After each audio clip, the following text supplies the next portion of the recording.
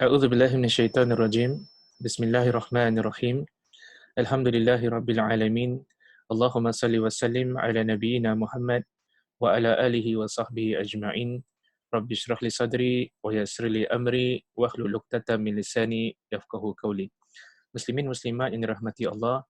Pertama-tama terima salam ukhuwah. Assalamualaikum warahmatullahi wabarakatuh. Selamat kita bertemu sekali lagi pada bahagian atau sesi kita yang ke-6.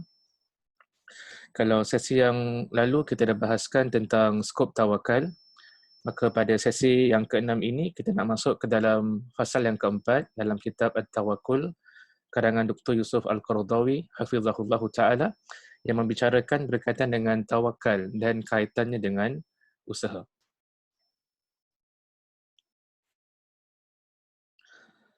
Dalam mukaddimah fasal yang keempat ini, Dr. Yusuf Al-Qaradawi dia ada sebutkan tentang bahawa tawakal sebagaimana yang diperintahkan Al-Quran dan juga sunnah Rasul sallallahu alaihi wasallam, dia tidak menafikan usaha. Bahkan usaha itu selari dengan tawakal. Menurut pandangan Dr. Yusuf Al-Qaradawi, sebagaimana yang beliau faham daripada Al-Quran dan juga sunnah Rasul sallallahu alaihi wasallam. Salah sepotong hadis yang dinukil oleh Dr. Yusuf Al-Qaradawi dalam mukadimah pasal yang keempat adalah hadis berkaitan dengan mengikat unta. Hadis yang diriwayatkan oleh Imam At-Tirmizi rahimahullahu taala, yang mana ada seorang sahabat Nabi datang dekat Nabi sallallahu alaihi wasallam lalu bertanya kepada Rasulullah sallallahu alaihi wasallam, adakah sepatutnya dia mengikat untanya kemudian bertawakal atau sepatutnya dia melepaskan untanya kemudian dia bertawakal kepada Allah Subhanahu wa taala. Kata Nabi sallallahu alaihi wasallam, ikatlah unta tersebut dan kemudian bertawakallah. Jadi hadis ini menegaskan bahawa tawakal itu tidak menafikan usaha. Kemudian pada fasal yang keempat juga, Dr. Yusuf Al-Qaradawi beliau ada menyebutkan menukil beberapa kisah yang disebutkan dalam sebahagian kitab-kitab yang terdahulu, khususnya yang berkaitan dengan penyucian jiwa, yang berkaitan dengan akhlak, yang seolah-olah dia mengajarkan untuk meninggalkan dan menolak usaha. Jadi Dr. Yusuf Al-Qaradawi ada muatkan beberapa kisah yang diletakkan, yang ditulis dalam kitab-kitab oleh para ulama kita yang terdahulu, dan khususnya berkaitan dengan penyucian jiwa. Dan sebahagian pengarang kitab-kitab ini, bila mereka muatkan kisah-kisah ini yang bakal kita kongsi sebentar nanti, seolah-olah mereka jadikan sebagai contoh bagi orang-orang yang ingin mendekatkan diri kepada Allah Subhanahu wa taala. Jadi di antara kisah yang disebutkan dinukil dalam kitab At-Tawakkul karangan Dr. Yusuf Al-Qaradawi yang beliau ambil daripada kitab-kitab ulama yang terdahulu, salah satunya adalah berkaitan dengan kisah seseorang pergi ke padang pasir tanpa membawa bekalan. Dia tak bawa bekalan makanan, seolah-olah bertawakal kepada Allah Subhanahu wa taala. Ada pula sebahagian kisah berkaitan dengan orang yang pergi haji, kemudian dia berjalan kaki dan kakinya terkena duri, tetapi dia tidak mengeluarkan duri tersebut daripada kakinya. Seolah-olah dia melihat bahawa mengeluarkan duri daripada kaki adalah menafikan ataupun bercanggah dengan tawakal. Ada pula kisah sebahagian di kalangan orang yang terdahulu, mereka ataupun dia terjatuh ke dalam perigi. Kemudian dia dengar ada dua orang yang melewati tempat tersebut, tetapi dia tidak meminta tolong daripada dua orang tersebut. Seolah-olah pada pandangan orang itu adalah meminta pertolongan kepada selain daripada Allah Subhanahu wa taala itu bertentangan dengan tawakal. Jadi pada fasal yang keempat ini, Dr. Yusuf Al-Qaradawi dia menukil beberapa kisah yang seolah-olah ditunjukkan dalam kitab-kitab berkaitan dengan penyucian jiwa, seolah-olah tawakal itu menafikan usaha, seolah-olah usaha itu bertentangan dengan tawakal.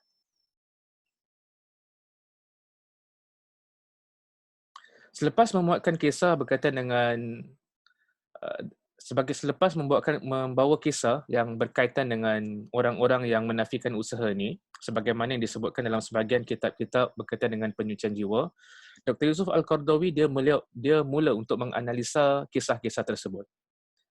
Jadi menurut analisa Dr. Yusuf Al-Qaradawi, beliau melihat kisah-kisah yang dikongsi tadi tidak selari dengan sunnah Nabi sallallahu alaihi wasallam.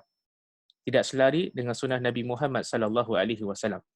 Jadi beliau membawa beberapa contoh hadis-hadis Nabi sallallahu alaihi wasallam. Ada sebahagian hadis yang bersifat qauliyah, iaitu yang merupakan perkataan Nabi sallallahu alaihi wasallam, dan ada pula hadis yang bersifat amaliyah, iaitu perbuatan Nabi sallallahu alaihi wasallam. Jadi di antara hadis yang dikongsi sebagai sanggahan kepada kisah-kisah tadi adalah hadis yang berkaitan dengan mengikat unta yang tadi kita dah sebutkan tu. Yang Nabi sallallahu alaihi wasallam perintahkan kepada seorang lelaki untuk mengikat untanya kemudian bertawakal kepada Allah Subhanahu wa taala. Jadi mengikat unta itu termasuk dalam usaha. Jadi kata Dr. Yusuf Al-Qaradawi, tawakal itu dia tidak menafikan usaha. Dr. Yusuf Al-Qaradawi juga dia bawa hadis yang berkaitan dengan burung mencari makanan yang pernah kita kongsi sebelum ini. Kan? Yang mana dalam hadis itu Nabi SAW menggambarkan orang yang bertawakal itu adalah umpama burung dalam keadaan perutnya kosong, dalam keadaan lapar pada pagi hari, kemudian dia keluar mencari makanan, kemudian dia pulang pada waktu petang dalam keadaan dia dah kenyang dah. Jadi Dr. Yusuf Al-Qaradawi dia menegaskan burung ini dia keluar kan, untuk mencari makanan. Dia tidak duduk dekat sangkar dia tidak duduk dekat sarang dia. Jadi itu menunjukkan, menegaskan tentang kepentingan usaha sebagaimana yang pernah disebutkan oleh Nabi sallallahu alaihi wasallam.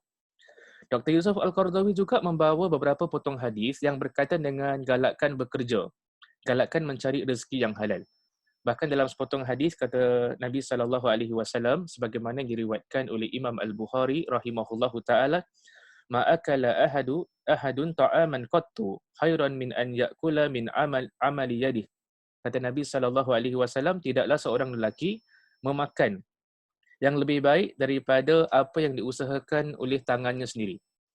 Dan adalah Nabi Daud alaihi salam, dia memakan daripada hasil usahanya sendiri. Jadi hadis ini diriwayatkan oleh Imam Al-Bukhari rahimahullahu taala. Jadi galakkan bekerja itu menunjukkan tentang kepentingan usaha di samping kita bertawakal kepada Allah Subhanahu wa taala. Bahkan kata Dr. Yusuf Al-Qaradawi, bila kita lihat kepada sunnah Nabi sallallahu alaihi wasallam dan bila kita baca kitab-kitab sirah, kata beliau yang Nabi sallallahu alaihi wasallam ni akan buat persiapan sebelum pergi berperang. Bahkan kata Dr. Yusuf Al-Qaradawi, kadang-kadang bagi sebahagian peperangan ini, Nabi sallallahu alaihi wasallam akan hantar sebahagian di kalangan para sahabat. Nabi akan hantar seolah-olah macam raki kan, untuk mendapatkan maklumat berkaitan dengan kekuatan, berkaitan dengan maklumat yang ada kaitan dengan pihak musuh. Jadi hadis-hadis ini menunjukkan, menegaskan lagi tentang kepentingan usaha dan dia tidak menafikan, dia tidak bertentangan dengan tawakal. Selain daripada kisah-kisah dalam sunnah Rasul sallallahu alaihi wasallam, Dr. Yusuf Al-Qaradawi juga mengatakan kisah-kisah tadi yang seolah-olah menafikan usaha yang disebutkan dalam sebahagian kitab-kitab berkaitan dengan penyucian jiwa tidak selari dengan sunnah para anbiya, para nabi-nabi yang terdahulu sebelum Nabi Muhammad sallallahu alaihi wasallam, dan juga tidak selari dengan kisah-kisah golongan salihin sebagaimana ada yang diceritakan di dalam Al-Quranul Karim. Jadi salah satu bukti yang dibawa oleh Dr. Yusuf Al-Qaradawi adalah peristiwa tentang Nabi Nuh alaihi salam. Jadi dalam surah Hud ayat ke-37, Allah Subhanahu wa taala perintahkan Nabi Nuh alaihi salam untuk membuat kapal. Apa tujuan buat kapal tersebut adalah kerana nanti bila banjir datang, insya-Allah Nabi Nuh dengan pengikut-pengikutnya akan terselamat dengan menaiki kapal tersebut. Boleh sahaja Allah Subhanahu wa taala selamatkan Nabi Nuh dengan pengikutnya tanpa menyuruh beliau alaihi salam untuk membina kapal. Allah boleh just halang air daripada terkena Nabi Nuh alaihi salam. Allah boleh just menghalang air banjir daripada terkena pengikut Nabi Nuh alaihi salam. Tetapi kita lihat dalam Al-Quran, Allah Subhanahu wa taala perintahkan Nabi Nuh untuk membina kapal. Itu menunjukkan seolah-olah Allah nak mengajarkan kepada kita tentang kepentingan berusaha. Selain daripada kisah Nabi Nuh, Dr. Yusuf Al-Qaradawi juga membawa kisah Nabi Musa alaihi salam yang mana digambarkan, disebutkan dalam surah Al-Kahfi ayat 62. Beliau membawa bekalan makanan ketika mana bertemu dengan Nabi Khidir alaihi salam. Kan? Jadi itu menunjukkan tentang usaha membawa makanan. Dia tidak bertentangan dengan tawakal. Selain daripada golongan para anbiya, Dr. Yusuf Al-Qaradawi juga membawa kisah-kisah sebagian orang-orang yang salih dengan salihah. Di antaranya adalah Maryam yang mana disebutkan dalam surah Maryam ayat ke-25, beliau diperintahkan agar menggegarkan pohon kurma. Kenapa nak gegarkan pohon kurma? Agar buah kurma itu akan gugur. Kan? Boleh sahaja Allah Subhanahu Wa Taala berikan buah kurma tersebut kepada Maryam tanpa dia berusaha apa-apa, tapi Allah Subhanahu Wa Taala perintahkan Maryam untuk gegarkan pohon kurma agar buah kurma itu jatuh. Jadi sekali lagi ini menegaskan tentang kepentingan kita berusaha dan dia tidak menafikan, dia tidak bertentangan dengan tawakal. Jadi rumusan bagi sesi yang ke-6 kali ini, kata Dr. Yusuf Al-Qaradawi, sunnah Nabi Muhammad sallallahu alaihi wasallam dan sunnah para anbiya yang terdahulu menegaskan tentang kepentingan usaha dalam kita bertawakal kepada Allah Subhanahu Wa Taala. Dan insya-Allah pada sesi akan datang kita masih lagi membahaskan tentang fasal yang sama ini berkaitan dengan tawakal dan kaitannya dengan usaha. Kita nak lihat pada sesi yang akan datang uh, tawakal dan usaha dan kaitannya dengan usaha daripada menurut Al-Quran dan juga menurut tindakan para sahabat dan juga menurut tindakan para tabi'in. Bagaimanakah mereka memahami tawakal? Adakah dia menafikan usaha ataupun dia tidak bertentangan dengan usaha? InsyaAllah saya berpada setakat di sini pada sesi kali ini. Kita bertemu pada sesi yang akan datang. Sesi kali ini saya akhiri dengan Assalamualaikum warahmatullahi wabarakatuh.